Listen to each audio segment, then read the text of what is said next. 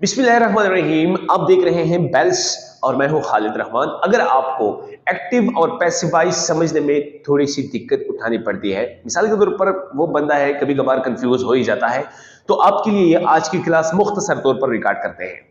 अब देखते हैं फर्स्ट ऑफ ऑल बोर्ड पर काफी सारा ये जो है क्राइटेरिया लिखा हुआ है आपको समझाने के लिए, जस्ट कि यहाँ पर हम क्या करते हैं, active and passive voices. What are the difference between the active and the passive voices you ever have seen or learned or not? But here this period is specially best for you to understand. Specially आपके लिए है। देखते हैं हम सबसे पहले कौन सा बड़ा तफर्रुक जानते हैं इसके बीच में, ये देखते हैं एक्टिव वॉइसेस में जब हम भी कोई action tense present indefinite tense के तौर पर बनाते होते हैं, क्योंकि मोस्टली ऐसा होता है कि हम प्रेजेंट इंडेफिनिट टेंस को ही तरजीह देते होते हैं, तो इसीलिए हम सबसे पहले प्रेजेंट इंडेफिनिट टेंस से ही मिसाल के तौर पर स्टार्ट करेंगे ताकि हम समझ लें। ये जो है सबसे पहले आप देख रहे होते हैं, ये एक फॉर्मूला है, यहाँ पर लिखा हुआ है subject plus first form of the verb plus object. It means कि ये हमारे एक्टिव वॉइसेस में प्रेजेंट इंडेफिनिट टेंस के किसी भी सेंटेंस की बनाने का फॉर्मूला है। फॉर एग्जांपल, अगर इस फॉर्मूले को मद्देनजर रखते हुए मैं कोई भी एक सेंटेंस बनाना चाहूंगा, आसान से अल्फाज में बता रहा हूं ताकि आपको समझ आ जाए। जैसे कि अब यहाँ पर मेरा एक सब्जेक्ट है अली। अब मैं सबसे पहले सब्जेक्ट को लगा देता हूं, ये अली। अली मैंने लगा दिया, अली। अब ये जो है गोज, अब यहाँ पर अली गोज है, ठीक है, तो अली गोज टू ये मैंने लगा दिया कराची।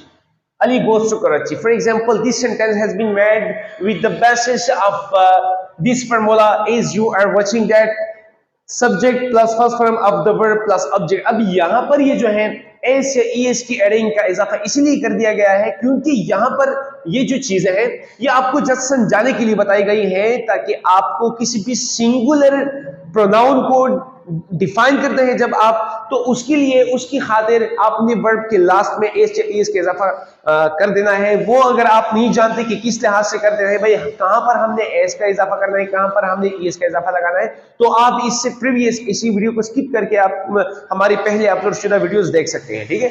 तो यहां पर ये जो है ये हमारा एक्टिव वॉइस सेंटेंस हो गया कि अली गोज टू कराची।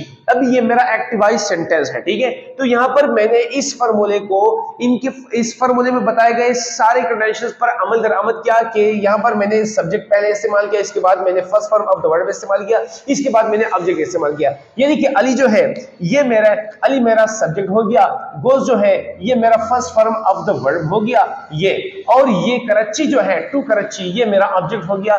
तो यहां पर मैंने subject plus first form of the verb plus मैंने ऑब्जेक्ट लगा के इस फार्मूले को इस्तेमाल करके ये मेरा एक्टिव वॉइस सेंटेंस बन गया। ये इसे हम कहते हैं एक्टिव वॉइस सेंटेंस।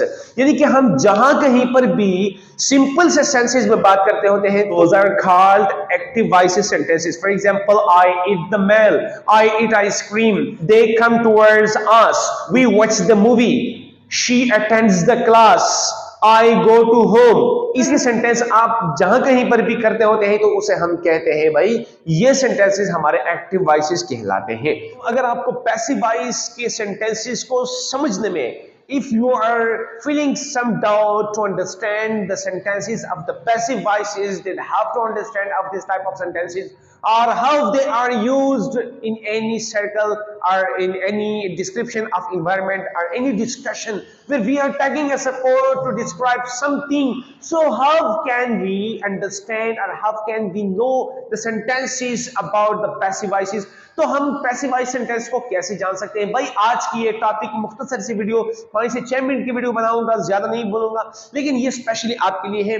आप देख सकते हैं यहाँ पर मैंने बोर्ड के ऊपर कुछ लिखा हुआ है। अब एक्टिव वॉइस को मैंने इससे पहले जो अपलोड वीडियो है आप वहां पर देख सकते हैं, मुख्तसर तौर पर वो भी तकरीबन कोई 4 से 5 मिनट की वीडियो होगी, वहां पर आप देख सकते हैं, यू कैन चेक कि वहां पर मैंने एक्टिव वॉइस को कैसे डिफाइन किया हुआ है। भाई आसान से अल्फाज में आसान सी जुबान के साथ मैंने आपको इसकी मुकम्मल क्राइटेरिया बता दिया है।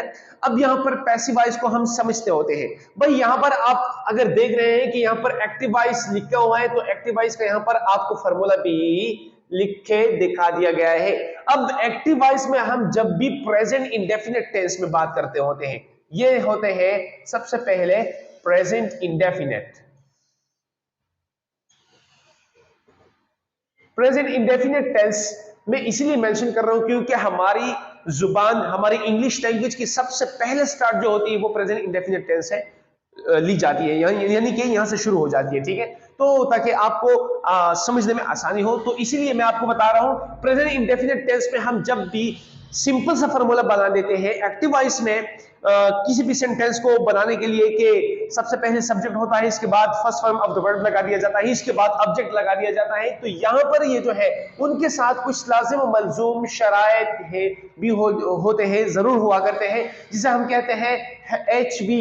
हम इन्हें एच बी की अलामत से जाहिर करते होते हैं फॉर्मूले के बीच में, लेकिन इनका मतलब ये होता है, ये सिर्फ इनका एक कंट्रैक्शन है, इनके एब्रिविएशन से बनता है हेल्पिंग वर्ब्स। हेल्पिंग वर्ब्स का मतलब यही है कि आप इन्हें यानी कि अमदादी अफआल भी कह सकते हैं, इट्स देयर सपोर्टिंग, यानी कि जो इसे सपोर्ट करते होते हैं, वो आप सेंटेंस के मदार से समझ सकते हैं कि जैसे कोई भी एक सेंटेंस हम ऑफर करते हो